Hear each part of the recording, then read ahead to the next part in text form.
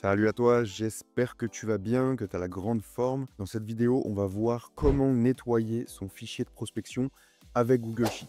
Souvent, quand on extrait de la donnée ou quand on veut créer un fichier de prospection, la donnée, elle est mal ordonnée, il y a des mauvaises informations. L'idée, c'est de rendre le fichier le plus propre possible pour avoir envie de le prospecter derrière et que ça soit beaucoup plus simple.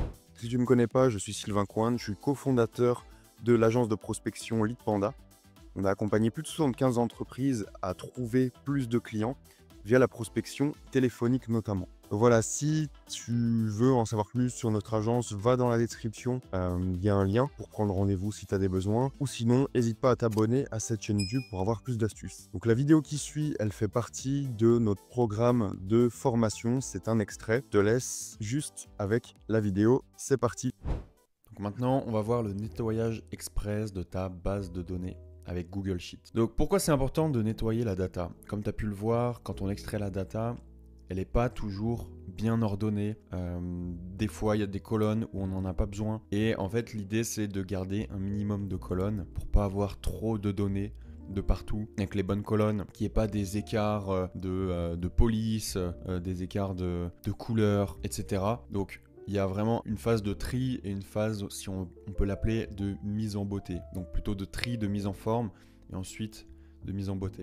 Déjà, qu'est-ce que Google Sheet? Google Sheet, c'est un outil de la suite Google. En fait, c'est un tableur, un peu comme un Excel ou alors comme un Numbers pour ceux qui sont sur Mac. Sauf que c'est en ligne et c'est un outil Google. Voilà, donc c'est hyper pratique de l'utiliser. Comme tu as pu le voir, peut-être déjà pour créer une nouvelle page, ça c'est une petite astuce. T'écris sheet.new, c'est un raccourci. Et comme ça te permet de créer une nouvelle page. Ensuite, pour nettoyer les datas, donc pour importer un fichier, il faut cliquer sur importer. Importer. On fait glisser le fichier. On met insérer de nouvelles feuilles. Détecter automatiquement, on laisse. Et voilà, ça insère. Donc là, on va pas la garder. Petite astuce du coup pour trier les datas, le tri de A à Z est vivement recommandé, notamment typiquement pour les types de restaurants. Là, on veut des restaurants turcs, donc on veut pas de magasin de vêtements. Donc en fait, ça regroupe tous les mots-clés par mots-clés. Donc ça, on n'en veut pas. Restaurant, bon, on n'est pas sûr qu'ils sont turcs, du coup, on les enlève. Comme ça, on n'a que des restaurants turcs. Ensuite, là, kebab, il y a quand même beaucoup de kebabs. Est-ce qu'on les garde? Bon, lui on peut le supprimer. Mais voilà, si on veut pas de kebab, ben, on enlève les kebabs. Hop. Voilà. Voilà. C'est vraiment suivant ce qu'on a besoin. Ensuite, les descriptions, il n'y a pas forcément besoin. On supprime. Définitivement fermé. Bah là, s'il est fermé, donc tout ce qui est oui, c'est fermé, on n'en a pas besoin. On ne le prend pas. Hop, tous les types, site internet, etc., etc. Ça, on n'a pas forcément besoin. Ça, on n'a pas besoin. Quoique l'email, on peut le garder. En l'occurrence, là, il n'y en avait pas. Ça, on n'a pas besoin. Hop. Etc. Donc là, bon, ça, on peut supprimer. On peut supprimer. Beaucoup de choses à supprimer. Hop. Supprimer. Donc là, on se retrouve avec un fichier avec les informations dont on veut garder. Donc, on enlève les mauvaises datas. Ça peut être pareil, hein. Là, j'ai pris le fichier de Google Maps, de scrap.io. Mais si c'est un fichier de Faro ou de Sales Navigator, pareil, on peut trier de A à Z les intitulés de poste et enlever les éventuels mauvais intitulés. Ensuite, il y a deux types d'emails. Donc là, c'est surtout ce qui ressort de ICPs ou ce qui ressort de Faro. Donc, il y aura une colonne email et il y aura une colonne statut de l'email. Et en fait, il y a différents statuts d'email. Il y a les délivrables, ou alors des fois c'est safe to send. Et il y a les catch-all, ou risky. Et en fait, les catch-all risky, il y a une chance sur 2 pour que ce soit le bon mail. C'est un mail qui a été deviné, suivant le nom de domaine de l'entreprise et suivant le nom-prénom. D'ailleurs, les valides délivrables ou safe to send, c'est aussi des devinés, mais sauf que eux, on est sûr à 99% que c'est le bon. Mais les risky catch-all, il y a une chance sur 2 que c'est le bon. On n'est pas sûr, on n'a pas pu vérifier que c'est le bon. Du coup, après, à toi de voir si tu veux envoyer des emails à des catch-all ou pas. S'il n'y en a pas beaucoup dans ta base, tu peux. Par contre, s'il y en a beaucoup, il faut peut-être éviter. Parce que si tu en envoies trop, en fait, ça peut altérer ton nom de domaine. Et donc ta délivrabilité et donc le fait que tes prospects reçoivent ton mail ou pas. Ensuite, il y a quelques formules intéressantes pour cleaner la donnée, donc pour nettoyer la donnée, donc à savoir donc les rechercher remplacer. Rechercher remplacer, alors ça peut être utile typiquement là, ça peut être utile si on veut que un 0 au lieu du plus 33 espace. Donc là on fait édition, rechercher remplacer, on veut remplacer plus 33 espace par le 0 dans la plage que j'ai sélectionnée téléphone, donc ici, et on met tout remplacer. Là, comme on le voit, ça a remplacé. Ça peut être utile aussi dans d'autres cas, cette manipulation. Supprimer une formule. Des fois, on va faire des formules. Par exemple, on va le faire direct. On veut mettre le nom de famille, par exemple. Bon là, on n'a pas de nom de famille, mais on va mettre ça. On veut que ça soit tout en majuscule. Donc on met égal majuscule. Hop. Hop. Donc là, c'est en majuscule, sauf que, comme on peut le voir, il y a encore la formule. Et pour supprimer la formule, on sélectionne la colonne, on fait copier et effectuer un collage, valeur uniquement.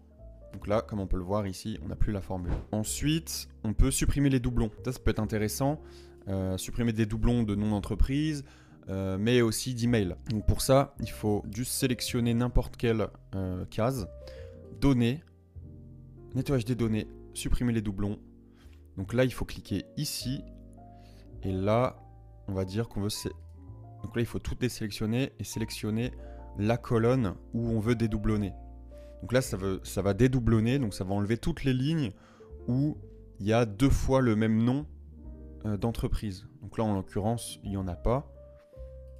Donc il y en aura 0. Aucune ligne en double n'a été trouvée. Mais il se peut qu'il y en ait. Attention toutefois, s'il y a des trous, par exemple pour les emails, si tu veux dédoublonner les emails et qu'il y a des trous, par exemple tout E, il n'y a pas d'email, mais en fait ça va supprimer toutes les lignes où il n'y a pas d'email parce que c'est un doublon de cases vides. Donc il faut faire attention à ça. Ensuite, quelques petites formules intéressantes. Égal nom propre. Égal nom propre. Donc là on a fait égal majuscule, mais si on veut le mettre en nom propre, égal nom propre, hop. Voilà, il est en nom propre. Et si ça sélectionne pas, si ça se fait pas tout seul, ça, on peut étirer la formule. Hop, comme on vient de le voir. CTRL-C, valeur uniquement. Ok pour ça. Ensuite, il y a les formules concaténaires et splits qui peuvent être intéressantes.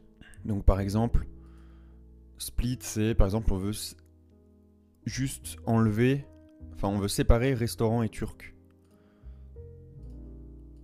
Donc là on met égal split, hop, on prend le texte. Le délimiteur, ce qu'il y a entre les deux, c'est un espace. On voit, voilà, là ça a séparé restaurant et turc. Et on fait glisser. Donc il faut bien mettre le nombre. Donc là il y avait juste un espace. Il faut bien ajouter 2 colonnes pour que ça puisse se faire. Donc après, si on veut, donc là, on fait copier valeur uniquement. Et ensuite, si on veut les rassembler, et ben on fait égal concaténaire, hop, ça.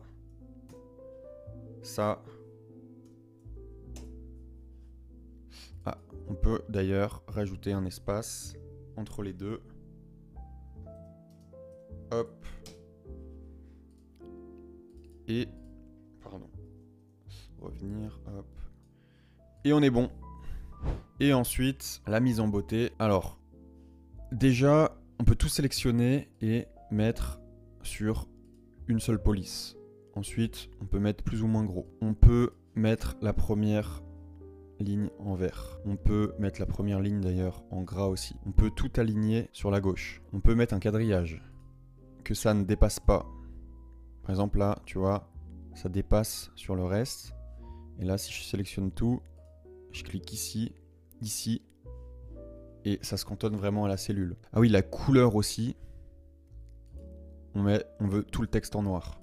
On veut tous les fonds en blanc. Bon, c'est déjà, mais boum, on met en blanc. Bon voilà, on a une base de données. Non, donc ça on peut supprimer. Hop. On a une base de données qui a nettoyée et prête à être exploitée.